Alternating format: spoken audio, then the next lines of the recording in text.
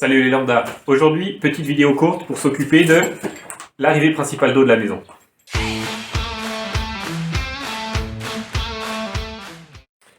Voilà le montage qu'on a pour le moment. Donc là, on a l'arrivée générale de la ville qui arrive dans un fourreau avec un tube en polyéthylène de 25.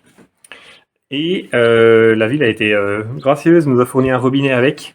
Donc c'est un robinet de coupure comme ça, une vanne un quart simplement, avec une sortie avec un écrou libre. Donc on va se reprendre directement sur cette sortie-là. On a mesuré déjà la pression avec un manomètre rapidement pour voir si on avait besoin d'un surpresseur ou d'un réducteur de pression.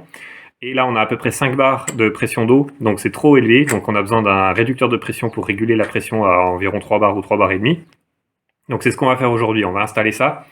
Donc on s'est fourni, vous voyez, tac, un réducteur de pression avec du coup une entrée et une sortie. Il faut faire attention au sens de passage de l'eau, évidemment.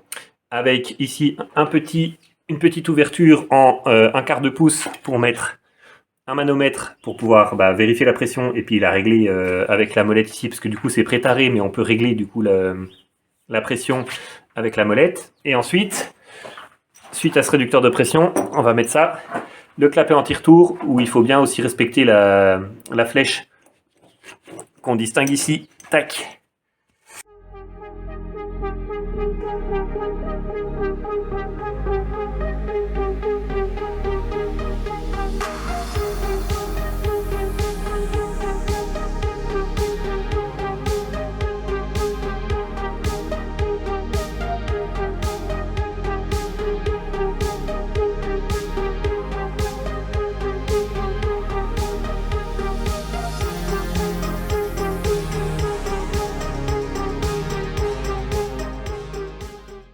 Voilà ce qu'on a, du coup, notre arrivée de tuyau avec le réducteur de pression. Bon, là, il est monté à l'envers, mais c'est du temporaire, il faut qu'on le remette à l'endroit avec le mano du bon côté.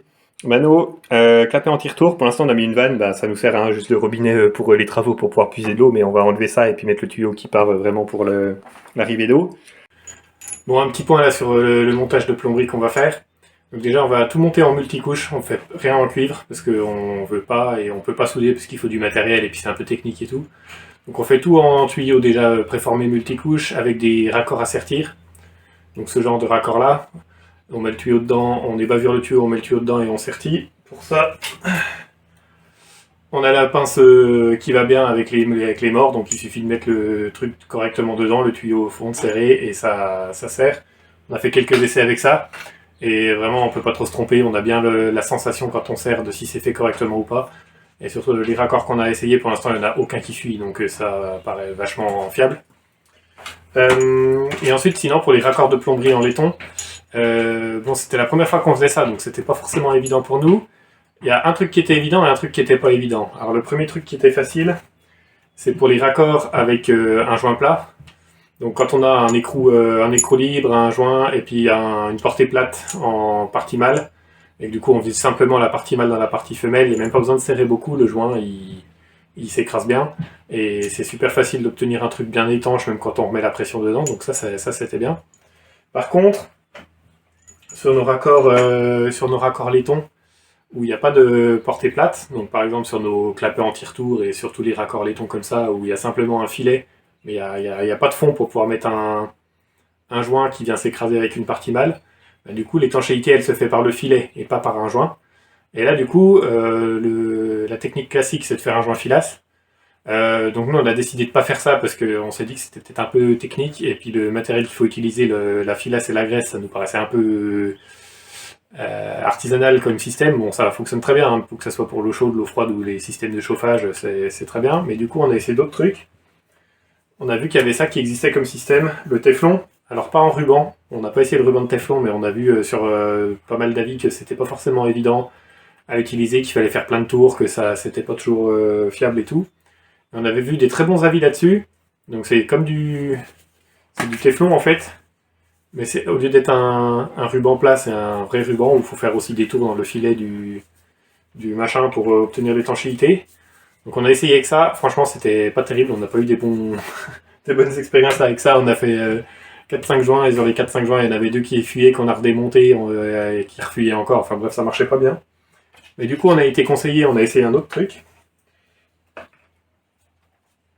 C'est ce machin-là. Donc c'est comme du joint téflon fin, mais sauf qu'il est épais. En fait, c'est un genre de matrice textile, je sais pas ce que c'est exactement comme matériau, avec du téflon dessus et il est imprégné. On a l'impression que c'est un peu humide, enfin c'est sec, hein, c'est pas humide, mais c'est imprégné. Et c'est pareil, du coup, on fait des tours autour de la partie mâle. Donc il faut bien faire des crans sur la partie mâle pour que lui, après, il bouge pas. On fait 3, 4, 5 tours sur la partie mâle en fonction du dimension du raccord. Et ensuite, on serre. Et en serrant, ça donne vraiment, avec ça, un bon feeling si le truc il est en train de se mettre en place correctement. Et ensuite, on serre assez fort. Et sur tous les raccords qu'on a fait, il y en a un seul qui fuyait, mais on a fait genre une dizaine. Et du coup, en ayant un peu l'expérience maintenant, tous les raccords qu'on fait avec ça, ils sont étanches. Donc très content de ce machin-là, pas de filasse, et pas ruban téflon, et pas fil téflon, ça c'était pas bien, mais avec ce machin-là, on y arrive bien. Voilà.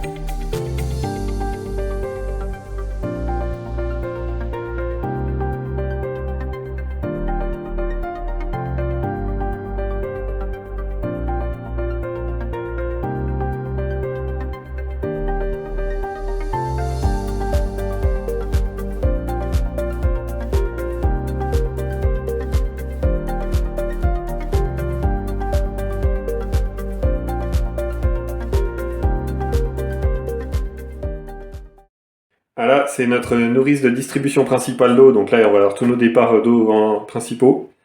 On y a serré un peu, on va voir, on va mettre en eau et on va voir ce que ça donne. Vas-y Jean-Michel.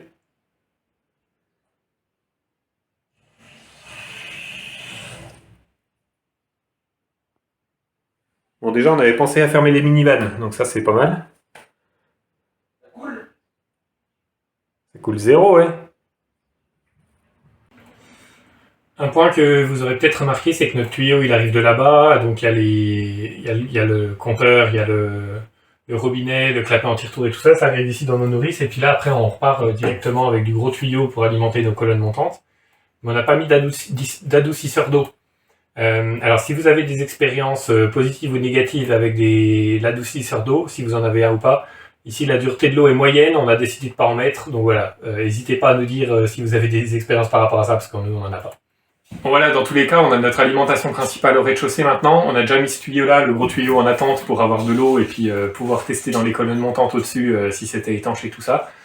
Donc maintenant, on va pouvoir monter notre plomberie aussi à l'étage dans le logement, mettre les nourrices et tirer les petits tuyaux pour alimenter l'eau froide, l'eau chaude et les radiateurs. Donc voilà, on fera ça dans la suite.